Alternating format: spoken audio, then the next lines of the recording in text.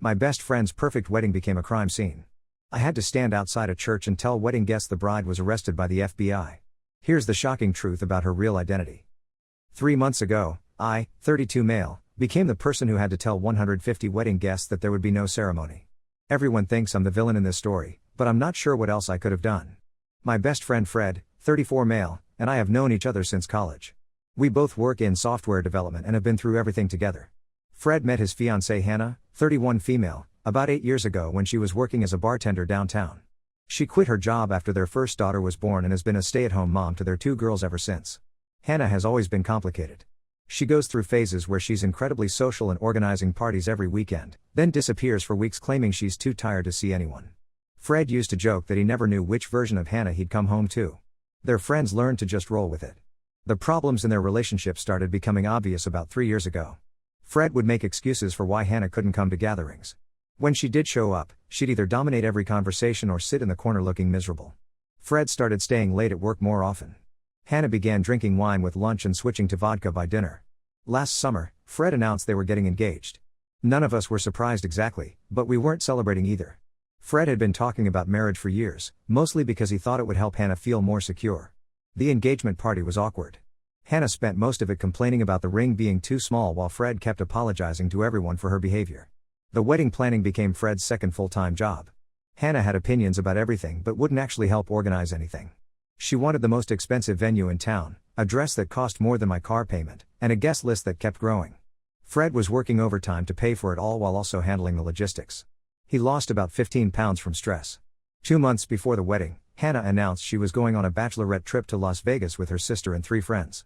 Fred paid for all of them to go, including flights and hotel rooms. The trip was supposed to be 4 days, but Hannah called on the 3rd day saying they were having such a good time that they were extending it to a full week. When Hannah came back, something was different. She was constantly on her phone, laughing at messages and taking calls in other rooms. She started going out for coffee or drinks with friends Fred had never heard of. When Fred asked about her new social life, she'd snap at him and accuse him of being controlling. Fred started asking me to help with wedding tasks that Hannah should have been handling.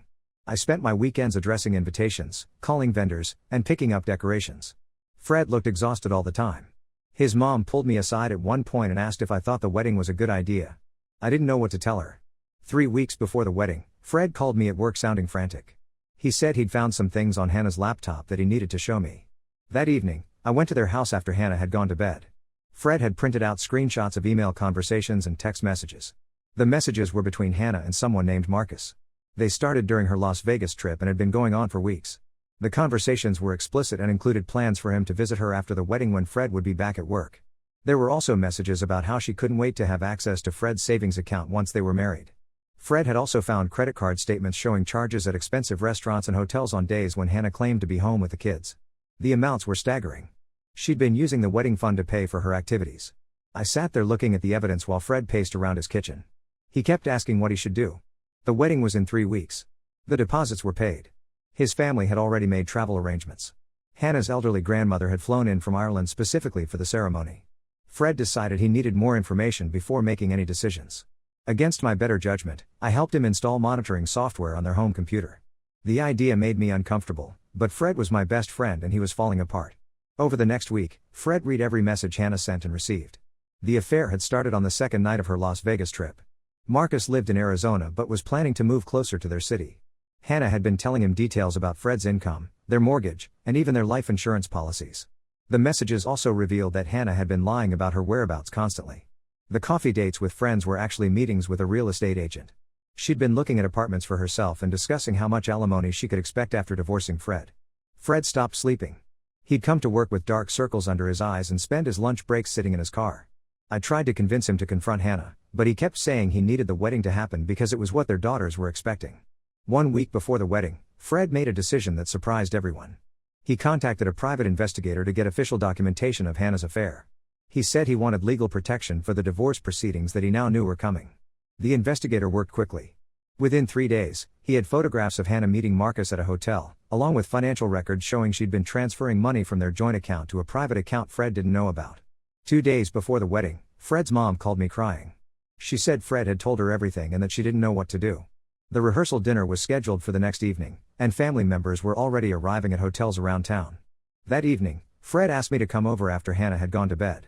We sat in his garage drinking beer while he showed me the investigator's report. Hannah had been planning to file for divorce 2 months after the wedding. She'd already consulted with a lawyer about getting primary custody of the girls and maximizing her financial settlement. Fred looked at me and said he couldn't go through with the wedding. He'd been pretending everything was normal for the sake of their daughters, but he couldn't stand up in church and make vows to someone who was already planning to destroy their family. We spent hours talking about what to do. The wedding venue was paid for. The catering was ordered. His uncle had driven 12 hours to be there. Hannah's family had spent thousands of dollars on travel and accommodations. At 3 a.m, Fred made his decision. He was going to cancel the wedding but still host a party for everyone who had come to celebrate. He'd tell people there were last-minute complications, but he wanted everyone to enjoy the food and music they'd already paid for. Fred asked me to handle the logistics while he dealt with Hannah. The next morning, I called the venue to explain the situation. The wedding coordinator was surprisingly understanding and said this kind of thing happened more often than people realized. They agreed to convert everything to a general celebration. I also called Fred's mom, his brother, and his best man from college to give them a heads up. Everyone was shocked but supportive. Fred's brother said he'd suspected something was wrong based on Fred's behavior over the past few weeks. The hardest part was calling the church. The pastor was confused but agreed to unlock the building so I could meet guests and redirect them to the reception venue. He asked if there was anything he could do to help, but I told him the situation was beyond repair. That morning, Fred confronted Hannah with the evidence. According to what he told me later, she didn't deny anything. She just sat there looking annoyed and said she was tired of pretending to be happy. She packed a bag and left to stay with her sister, taking the girls with her. I spent the morning of what should have been Fred's wedding day standing outside the church in my best suit, explaining to confused guests that the ceremony had been cancelled but they were invited to a party instead. Most people were understanding, but some of Fred's elderly relatives got upset and demanded to know what had happened. The reception venue had about 100 people by the time I got there. Fred was nowhere to be seen, but his family was doing their best to keep everyone fed and entertained. The DJ was playing music, but the atmosphere was tense. Everyone was asking questions that no one wanted to answer. I found Fred in the parking lot 2 hours later, sitting in his car with his head in his hands. He said he'd spent the morning moving Hannah's things out of their house and trying to explain to his daughters why mommy wasn't living there anymore. The party continued until late that night. Fred's family rallied around him, and even some of Hannah's relatives approached him to say they'd suspected something was wrong. The whole thing cost him nearly $30,000, but he said it was worth it to avoid a messy divorce later. Now everyone in our friend group has taken sides. Some people think Fred should have handled things differently. Others blame me for helping him spy on Hannah. Hannah's friends are spreading rumors that Fred was controlling and drove her to have an affair. I'm questioning whether I did the right thing by helping Fred discover the truth. Maybe it would have been better to let them get married and figure things out later. But I also couldn't watch my best friend get manipulated by someone who was planning to destroy his life. The divorce proceedings start next month. Fred has custody of his daughters most of the time, and Hannah moved in with Marcus, who relocated from Arizona. I'm still Fred's best man, but now it's for his divorce instead of his wedding. Update 1. I wasn't planning to update this post, but several people messaged me asking what happened next. The situation has gotten much more complicated than I expected. About 2 weeks after my original post, Fred's lawyer discovered something disturbing while reviewing the financial documents for the divorce. Hannah hadn't just been hiding her affair and her divorce plans. She'd been systematically draining their savings account for almost 2 years. The wedding fund that Fred thought contained $25,000 actually had less than $3,000 in it. Hannah had been using their debit card to take cash advances and make purchases that she later returned for store credit, which she then used to buy gift cards. She'd accumulated nearly $15,000 in untraceable gift cards. Fred's lawyer also found evidence that Hannah had been forging Fred's signature on financial documents. She'd taken out a credit card in his name and run up $8,000 in debt. She'd also contacted their mortgage company about refinancing their house without telling Fred, presumably to access the equity. When Fred confronted Hannah about the financial fraud, she claimed she'd been saving money to surprise him with a down payment on a bigger house. But the lawyer's investigation showed that she'd been transferring the money to accounts belonging to Marcus. They'd been planning her exit strategy for much longer than anyone realized. The custody situation also got messy. Hannah's sister hired a lawyer who argued that Fred was an unfit parent because he'd used spying software on their computer. They claimed this showed he was controlling and potentially dangerous. Hannah also accused Fred of financial abuse, saying he'd restricted her access to money. Fred had to undergo a psychological evaluation and parenting classes to maintain custody of his daughters. The court appointed a guardian ad litem to represent the girls' interests.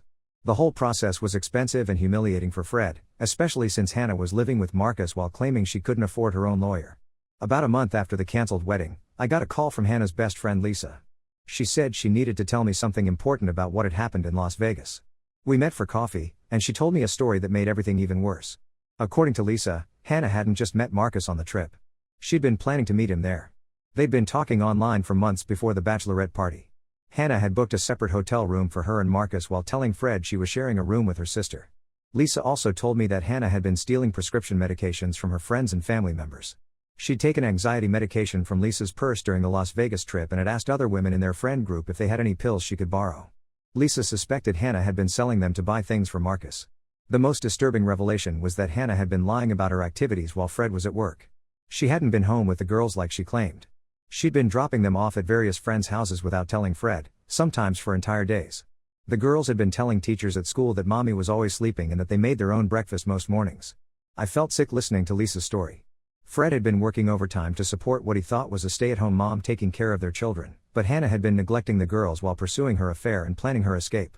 I decided I had to tell Fred what Lisa had shared with me. He listened without saying much, but I could see him getting angrier as I talked.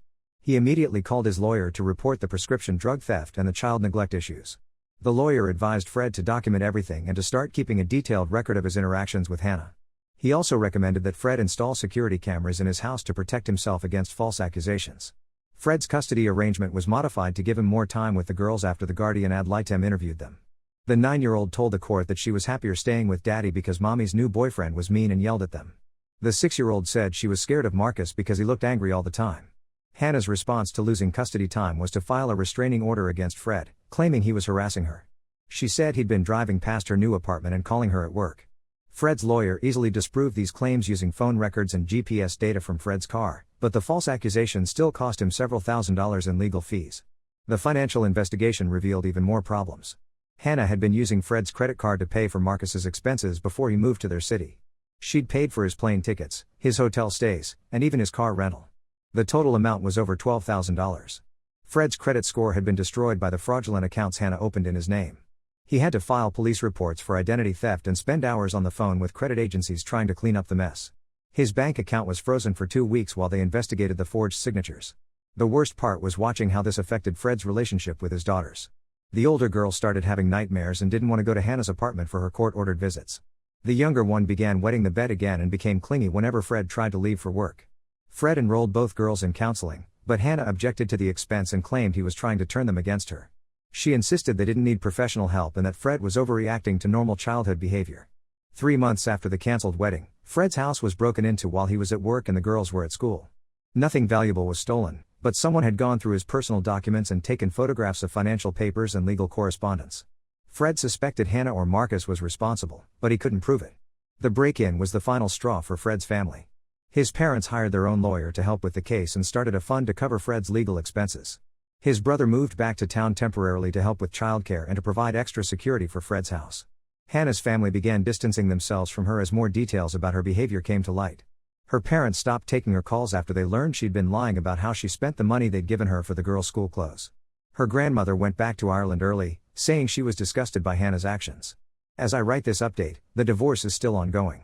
Fred has primary custody of his daughters, but Hannah gets them every other weekend. Marcus moved back to Arizona after losing his job, but he and Hannah are still together. She's living in a studio apartment and working part-time at a restaurant. Fred is slowly rebuilding his life, but the financial damage will take years to repair. He's had to take a second job to pay for legal fees and to replace the money Hannah stole. The girls are adjusting better than expected, and they seem relieved not to be living in a house full of tension and secrets. I still get blame from some people for helping Fred discover Hannah's affair, but I can't imagine how much worse things would have been if he'd married her without knowing the truth. She would have had legal access to everything he owned and could have destroyed his life completely. Update 2. I need to update everyone on what's been happening because the situation took another unexpected turn that nobody saw coming. Last month, Fred's divorce was finally finalized. Hannah agreed to a settlement that gave Fred full custody of the girls with supervised visitation for her. She also had to pay restitution for the money she stole, though Fred's lawyer said he'd probably never see most of it. Fred was starting to move on with his life when he got a call from a detective with the fraud division of our city's police department. They'd been investigating a credit card scam operation and Hannah's name had come up in their investigation. It turned out that Hannah and Marcus hadn't just been planning to scam Fred. They'd been running a much larger operation targeting divorced or separated men through dating apps and social media. Marcus would identify potential victims, and Hannah would create fake profiles to begin relationships with them. The detective showed Fred evidence that Hannah had been using stolen identities to open credit cards and bank accounts. She'd been collecting personal information from the men she was talking to online and using it to commit identity theft. The Vegas trip where she met Marcus wasn't a random encounter, it was a business meeting to plan their next targets. Fred's case was actually what led police to discover the larger fraud ring. When Fred's lawyer had reported Hannah's identity theft and forgery to the authorities, it triggered an investigation that uncovered similar patterns with at least 6 other men in our state. The detective explained that Hannah and Marcus had been operating this scam for over 3 years. They'd moved to a new city, Hannah would get into a relationship with a financially stable man, and they'd slowly drain his resources while planning the next target. Fred was supposed to be their biggest score yet because of his stable income and home ownership. Hannah was arrested at her apartment 2 weeks ago. Marcus had already been picked up in Arizona on multiple fraud charges. When police searched Hannah's place, they found boxes of fake identification documents, stolen credit cards, and detailed files on dozens of potential victims. The most shocking discovery was a notebook where Hannah had been tracking Fred's daily routine, his work schedule, and even his friend's personal information. She'd been gathering intelligence on me and several other people in Fred's life, presumably to use us as references for future scams or to steal our identities as well. Fred had to meet with federal investigators because the fraud operation crossed state lines. They told him that Hannah's real name wasn't even Hannah, she'd been using a stolen identity for the past 5 years. Her actual name is Michelle Torres, and she has previous arrests for fraud in 3 other states. The investigators also revealed that the woman Fred thought he'd been in a relationship with for 8 years was a completely fabricated persona. The real Michelle Torres had been married to Marcus for 12 years, and they had been running various scams together since they met in prison. Fred's daughters weren't even Hannah's biological children. She'd given birth to them, but she'd been using fake medical records and a stolen social security number throughout both pregnancies. The girls' birth certificates listed Hannah's fake identity as their mother, which created a legal nightmare for establishing their true parentage. DNA testing confirmed that Fred is definitely the biological father of both girls, but proving their legal identity required months of paperwork and court hearings. Child Protective Services got involved to ensure the girls' safety while their legal status was resolved. The girls are currently living with Fred full-time while the courts sort out their legal identity. They've been enrolled in therapy to help them understand why their mother isn't who they thought she was. The older daughter is struggling with the revelation, but the younger one seems mostly confused about why everyone keeps calling mommy by a different name. Fred's financial situation got even worse when he learned that some of the credit cards Hannah had opened in his name were actually part of the larger fraud scheme. The banks initially held him responsible for the charges, and his lawyer had to fight to get them removed from his credit report. The house Fred and Hannah had shared together was searched by federal agents looking for evidence. They found hidden cameras that Hannah had installed to monitor Fred's activities and record conversations with visitors. She'd been documenting everything for potential future blackmail or legal manipulation. Hannah's arrest made the local news because of the scale of the fraud operation. Fred's name was mentioned in some of the coverage, which brought unwanted attention to his family. His daughter's school had to increase security because reporters were trying to get photographs and interviews. The stress of everything finally caught up with Fred last month. He had what his doctor called a nervous breakdown and had to take medical leave from work. His parents moved in temporarily to help with the girls and to handle the ongoing legal issues. Fred's employer has been supportive, but the constant court appearances and media attention have made it difficult for him to focus on his job. He's considering relocating to a different state once the legal issues are resolved, partly to escape the publicity and partly to give his daughters a fresh start. The investigation is still ongoing, and prosecutors expect Hannah and Marcus to be charged with multiple federal crimes. Fred will likely have to testify at their trial, which could be months or years away depending on how long the investigation takes. Hannah's family is devastated by the revelations about her true identity. Her parents thought they'd known their daughter for 31 years, only to discover that she'd been lying to them about fundamental aspects of her life. They've offered to help Fred with legal expenses as a way of apologizing for Hannah's actions. The fake identity Hannah had been using belonged to a woman who died in a car accident 8 years ago. The real Hannah had been a kindergarten teacher with no criminal history. Michelle Torres had stolen her identity shortly after the real Hannah's death and had been living as her ever since. Fred has custody of all the documentation that proves Michelle Torres had been systematically defrauding him for years. The evidence includes fake pay stubs she'd created to make him think she'd been contributing financially to their relationship, forged signatures on important documents, and detailed plans for accessing his retirement accounts after their marriage. The FBI agent handling the case told Fred that this was one of the most sophisticated long-term fraud schemes they'd encountered. Most romance scams are short-term operations, but Michelle Torres had invested 8 years in building a fake life with Fred to maximize her potential payout.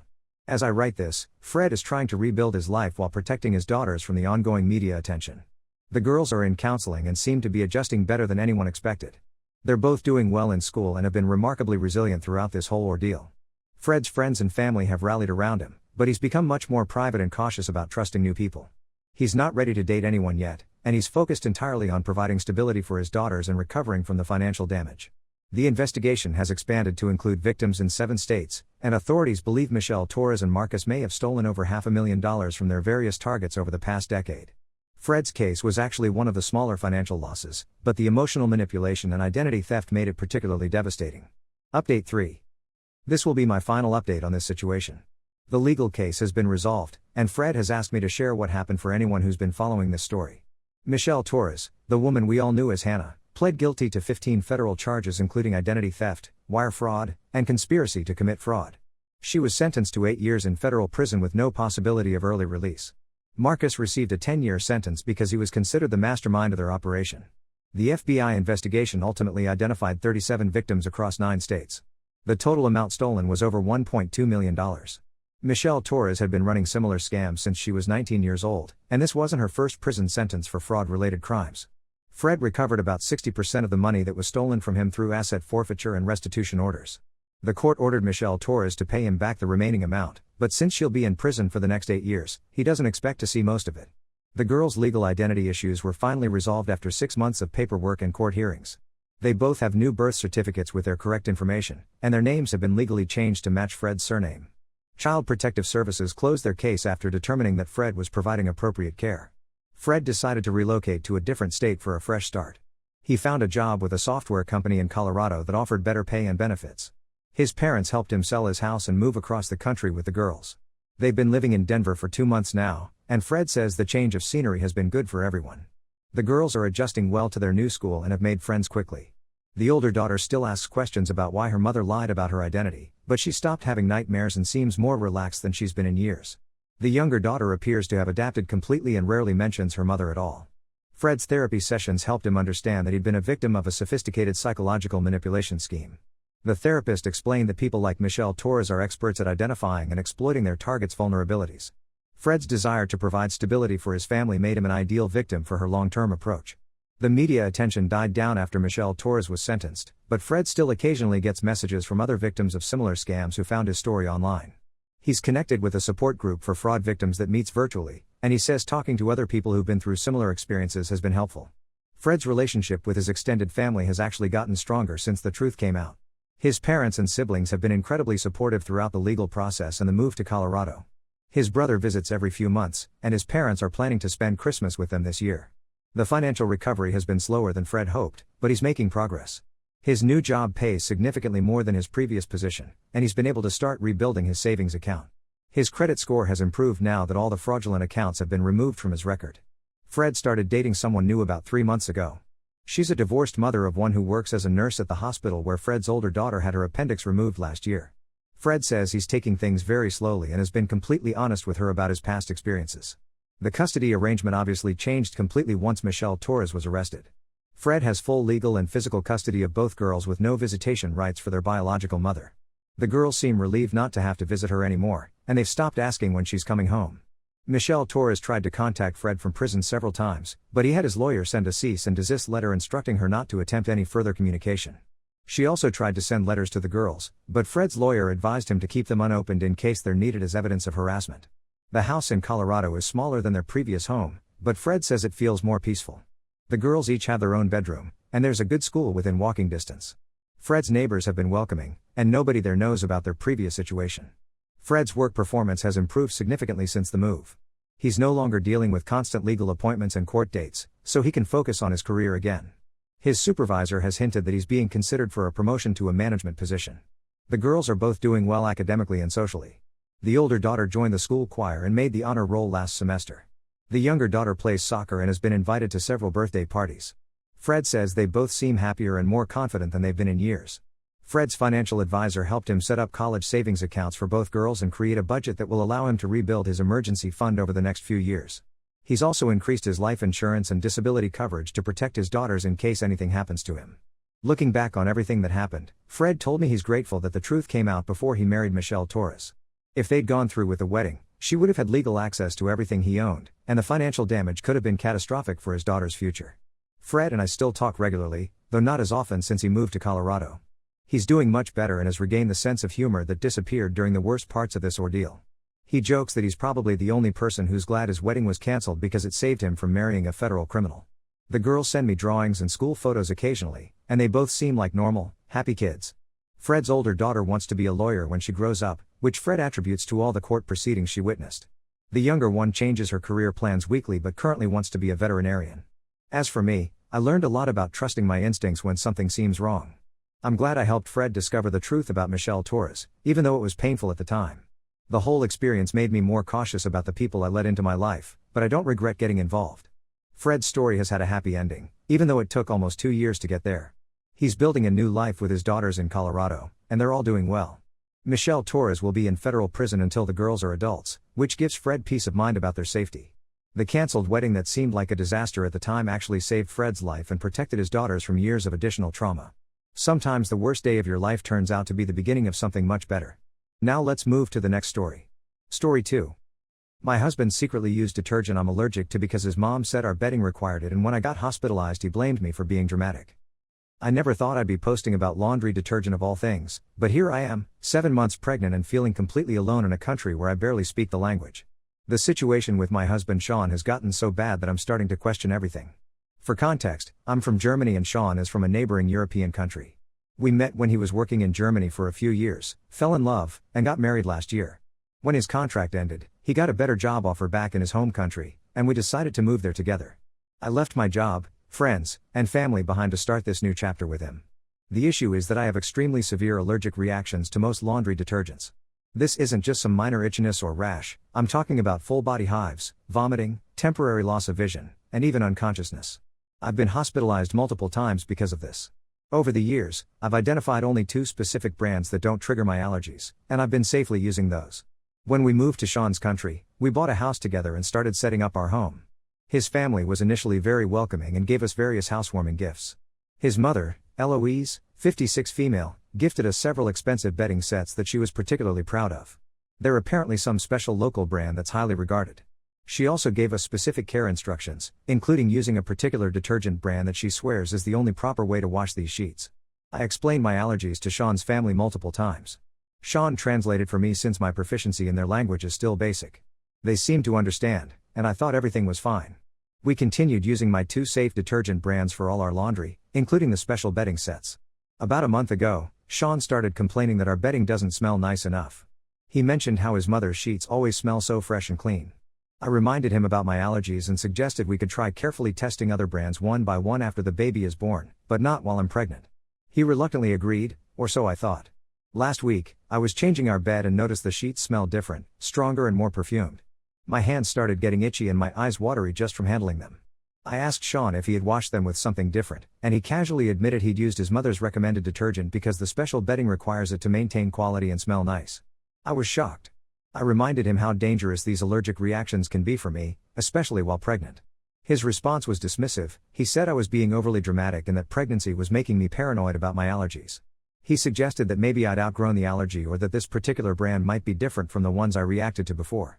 That night, I couldn't sleep in our bed. I had to sleep in the guest room on sheets I knew were safe. When Sean saw me preparing the guest bed, he got upset and said I was being ridiculous, making a big deal out of nothing. He asked if I was going to sleep separately for the rest of our marriage just because he wanted nice-smelling sheets. The next morning, I woke up to find Sean on the phone with his mother, speaking in their language. I've been taking classes and could understand bits of the conversation. They were discussing me, with his mother saying something about needing to be patient with my German stubbornness. When he noticed me, he quickly switched topics. Later that day, I found more evidence that Sean had been secretly using this detergent. Several of our towels and some of my clothes had been washed with it too. When I confronted him again, he got frustrated and said he was just trying to make our home nice and that his mother had assured him this was a gentle, natural brand that couldn't possibly cause reactions.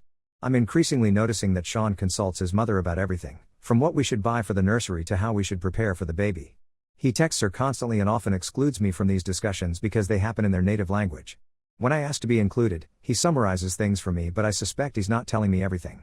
The detergent situation is just one example of how Sean seems to be prioritizing his family's ways over my health and comfort. He's becoming more controlling about household decisions, dismissing my input about how to set up the nursery, and making comments about how we'll raise our child properly according to his culture's traditions. I'm feeling increasingly isolated here. I don't have any friends yet, my language skills are still developing, and the cultural differences sometimes feel overwhelming. Sean's family visits frequently, and these visits are becoming stressful as they speak rapidly in their language, occasionally looking at me while laughing. Sean claims they're not talking about me, but it doesn't feel that way. Yesterday, I discovered Sean had replaced all our laundry detergent with his mother's recommended brand. When I found the bottles of my safe detergent in the trash, I broke down crying. Sean walked in on me sorting through the trash can and got angry, saying I was acting crazy and that his mother had gone out of her way to buy us enough detergent to last months as a gift. I tried to calmly explain again how serious my allergies are, showing him medical documentation I've kept from previous hospitalizations. He barely looked at them and said that was in the past and things change, suggesting again that pregnancy might have changed my allergic responses. He added that I needed to adapt to life in his country and stop trying to control everything according to my German ways. I'm now seriously considering temporarily returning to Germany for the final weeks of my pregnancy. My parents have offered to come get me, but I'm torn about potentially damaging my marriage. At the same time, I'm scared about what could happen if I have a severe allergic reaction while heavily pregnant. Sean says I'm being selfish for even considering leaving and that it would be an insult to his family who are excited about the birth of their first grandchild. I've been quietly updating my will and emergency contacts, just in case. I've also reached out to a local expatriate group to find some support. A few German women in similar international marriages have been kind and offered to help me navigate this situation. I don't know what to do anymore. Am I overreacting about the detergent? Should I just try to tough it out until after the baby is born? Is this cultural difference something I should just accept, or is Sean being unreasonable about my health concerns? I feel so alone and confused. Update 1. It's been 3 weeks since my original post, and unfortunately, things have gotten significantly worse. I want to thank everyone who commented with advice and support. You helped me realize I wasn't being overly sensitive or dramatic. A week after my post, I had a serious allergic reaction that required hospitalization. Sean had apparently accidentally used the wrong detergent for our bath towels. I used one after showering and within minutes my skin was on fire, I was struggling to breathe, and my vision started blurring. Thankfully, our neighbor is a nurse who happened to be home when I ran outside in distress. She immediately recognized the severity of the situation and drove me to the emergency room. Sean was at work when this happened, and when the hospital called him, it took nearly 2 hours for him to arrive. During those terrifying hours, I was alone in a foreign hospital with doctors who barely spoke English trying to treat me. They had to give me several shots and put me on N4 to control the reaction.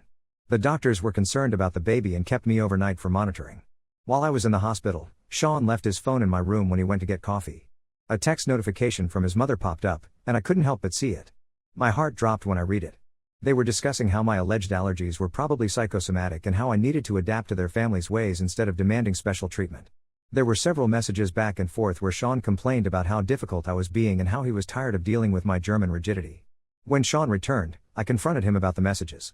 Instead of apologizing, he became defensive, saying his mother was just concerned about how I would raise our child with German strictness instead of their culture's more relaxed approach. He accused me of isolating him from his family and insisted his mother should have more input in our household decisions since she has experience raising children in this culture. He even suggested that I had looked at his phone deliberately to find something to be upset about. The next day, the doctor who spoke some German explained that my allergic reaction was severe and warned that next time could be worse, potentially fatal, especially during pregnancy. She gave me a letter in the local language explaining the medical necessity of avoiding certain detergents. Sean barely glanced at it. After being discharged, I noticed a disturbing pattern of behavior from Sean. In public settings, he often ignores me when I speak, talking over me or acting as if I hadn't said anything. When I try to engage in conversations with his friends or colleagues, he interrupts and translates things I say incorrectly, making me appear unreasonable or confused. Several times, people have given me strange looks after he clarified what I supposedly meant. I've been trying hard to learn the local language, but Sean criticizes my accent constantly or tells me I'm saying embarrassing things without explaining what I supposedly said wrong. When I asked him to help me practice, he said he doesn't have time and that I should just speak English with him and German with our baby. Sean's family has become increasingly involved in our daily lives. 2 weeks ago, his mother arrived unannounced to help organize the nursery. I had spent weeks carefully preparing the room, washing and arranging baby clothes, setting up furniture, and making it perfect. While I was at a doctor's appointment, she completely rearranged everything, replaced some items with new purchases without asking, and even took down the decorations I had chosen. When I expressed discomfort about these changes, Sean accused me of being ungrateful for his mother's generosity and experience. He said I was hormonal and unable to see how much his family was doing to help us. His mother stayed for dinner and spent the entire time talking with Sean in their language while occasionally glancing at me with what felt like pity. I've started secretly recording conversations as documentation, which I know might seem extreme, but I'm increasingly concerned about what's happening. I've also contacted my family in Germany about potentially coming home temporarily before the birth. My mother is extremely worried and wants me to return immediately, but my father suggests trying to work things out first through clear communication. One positive development is that I found a German-speaking therapist in the area who has experience with expatriate issues. After just 2 sessions, she's helped me recognize the controlling patterns in my relationship and suggested resources specifically for expatriate mothers in difficult situations. She's also put me in touch with a family law specialist who understands international custody issues, just in case I need that information in the future. When Sean discovered I'd been speaking with a therapist, he was upset that I hadn't told him. He insisted on coming to my next appointment, saying it would be good for us to work on our communication together. During that session, he was charming and reasonable, expressing concern about my well-being and promising to be more understanding about my allergies. The therapist seemed impressed with his willingness to engage. However, as soon as we got home, he became cold again, telling me I had embarrassed him by exaggerating our minor disagreements to a stranger. He's now monitoring my phone calls more closely and questioning who I'm speaking with and why. Yesterday, I discovered he's been going through my belongings. My passport, which I usually keep in my desk drawer, had been moved. When I asked him about it, he claimed he was looking for some papers and moved it accidentally. I don't believe him anymore. I'm now 8 months pregnant, and the stress is taking a physical toll. My blood pressure has been elevated at recent appointments, and the doctor is concerned about preeclampsia. I've decided to go stay with a German friend who lives about an hour away for a few days to clear my head and consider my options. Sean is furious about this decision, saying I'm abandoning him when we should be preparing for our baby together. He's threatened to tell the doctor I'm having mental health issues if I leave. I don't know what the right decision is anymore, but I know I can't continue like this. My health and my baby's health have to come first. Update 2. It's been a month since my last update, and things have changed dramatically. I went into premature labor at 35 weeks, likely triggered by the ongoing stress. It happened suddenly one morning while Sean was at work. My water broke, and contractions started coming rapidly. I called Sean immediately, but he didn't pick up. After trying 3 times, I called an ambulance instead. By the time I arrived at the hospital, I was already 4 centimeters dilated. The medical team prepared me for an emergency C-section due to the baby's heart rate showing signs of distress. I kept trying to reach Sean, leaving increasingly urgent messages, but he didn't respond for hours. I was terrified of going through this alone in a foreign country. Finally, just as they were taking me to the operating room, Sean called back. He claimed he thought I was exaggerating about the contractions because it was too early. He said he'd been in an important meeting and couldn't step out. I was too focused on the impending birth to argue. Sean eventually arrived at the hospital, bringing his mother with him. She insisted on being in the delivery room despite my clear objections. I was already under extreme stress, and this pushed me over the edge. I broke down crying, which caused more concern from the medical team about my blood pressure. Thankfully, a compassionate nurse enforced my wishes, explaining firmly that only Sean could come into the operating room. This caused a scene in the hallway, with Sean's mother accusing the hospital staff of discrimination against her and claiming she had a right to be present for the birth of her grandchild. The head nurse, who thankfully spoke some English, stood her ground and prioritized my medical needs and wishes. Our son was born healthy but needed some time in the NICU due to his prematurity. During my recovery, I overheard Sean in the hallway talking on the phone, telling someone that my stubbornness about household products had caused anxiety that led to premature labor. He was essentially blaming me for the early birth. Later, a nurse informed me that Sean had been telling staff I had mental health issues that made me imagine my allergic reactions. One evening, a different nurse who spoke German came to check on me during her shift. She quietly told me that she had reviewed my medical records and seen the documentation of my legitimate allergic reactions. She expressed concern about my situation and provided me with a pamphlet about resources for mothers potentially dealing with domestic control issues.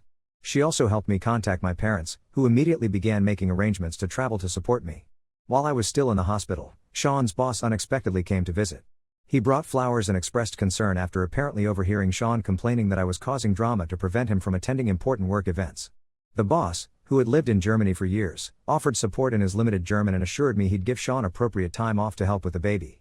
This directly contradicted Sean's claims that his job wouldn't allow any form of parental leave. One night when I couldn't sleep, I used Sean's tablet to watch a movie. A message notification appeared from his family's group chat. What I found was devastating. Sean had been taking photos of me while I was sleeping after the birth and sharing them with his family alongside mocking comments about my appearance and criticizing my initial attempts at breastfeeding. They were discussing me as if I were an incompetent child rather than a new mother recovering from major surgery. Even more alarming, I discovered through browser history that Sean had been researching and had apparently applied for a passport for our son without my knowledge. Based on the messages, he was planning to take our baby to visit his extended family without me while I was still recovering from the C-section. With my parents on their way, I began quietly preparing for the possibility of returning to Germany. I contacted an international family law specialist from the list the nurse had given me and started documenting everything: the detergent incidents, the misleading translations, the passport application, the derogatory messages, everything. I also reached out to the expatriate community and discovered that Sean had a previous relationship with another foreign woman who had abruptly returned to her home country under unclear circumstances. The expatriate women have been incredibly supportive, with several sharing similar experiences of control and isolation. One even offered her home as a safe place for me and the baby if needed before my parents arrive. For now, I'm focusing on bonding with my son and recovering physically. Sean has been surprisingly distant since the birth, spending minimal time with our baby and complaining about the disruption to his sleep and routine. His mother visits daily, often trying to take over baby care while criticizing my methods. I've started asserting myself more firmly, especially regarding my son, which seems to surprise and annoy them both. My parents will be here in 2 days. I don't know exactly what will happen next, but I finally feel like I'm not facing this alone anymore. Update 3. It's been 3 months since my last update, and my life has completely transformed. My parents arrived as planned and immediately noticed concerning behavior from Sean. Even though they tried to be open-minded and polite, they were shocked by how he spoke to me condescendingly and tried to isolate me from conversations by speaking rapidly in his native language. What Sean didn't know was that my father had spent considerable time learning the basics of the local language before arriving. When my father understood some of Sean's asides and confronted him about them, Sean's behavior temporarily improved. He became overly accommodating to my parents while still finding ways to undermine me when they weren't looking. The situation reached a breaking point about a week after my parents arrived. I had been feeling unusually drowsy and disconnected on certain days, often after meals Sean had prepared. One morning, I caught him putting crushed pills into my tea. When confronted, he claimed they were just vitamins the doctor had recommended, but something felt wrong. I secretly kept the tea and had it tested through a connection my father made at the local university. The results were shocking. The tea contained high doses of antihistamines.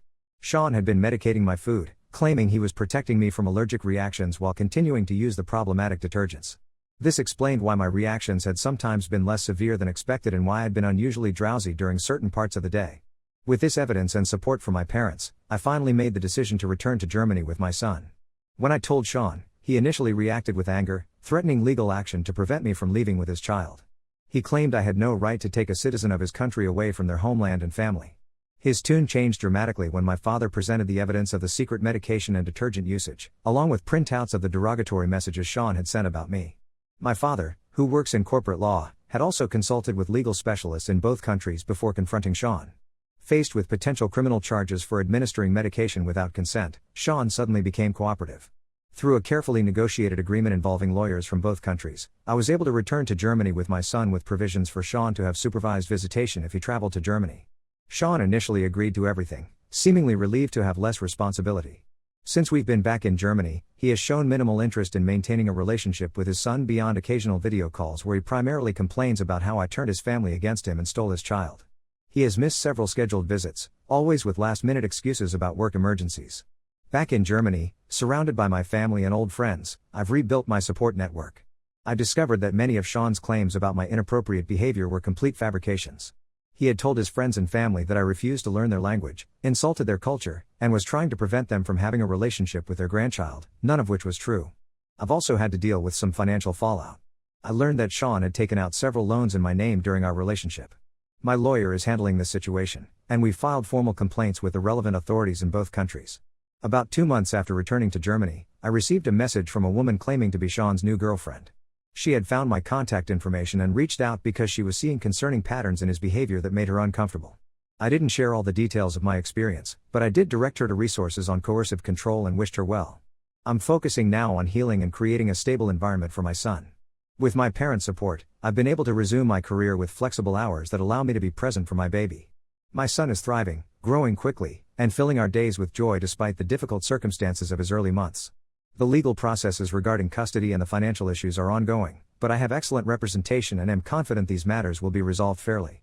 I've declined Sean's recent suggestion that our son spend summers in his country, as his pattern of unreliability and lack of interest in genuine parenting remains consistent. I still struggle sometimes with how quickly my marriage deteriorated and how I missed the early warning signs. Therapy has helped me understand that isolation and control often escalate during pregnancy and major life transitions, which is exactly what happened in my case. I'm slowly rebuilding my trust in relationships and my own judgment. To the Reddit community who helped me recognize the red flags in my situation before it escalated further, thank you. Your support and advice gave me the courage to protect myself and my son when I was at my most vulnerable. We are safe, we are healing, and we are moving forward one day at a time.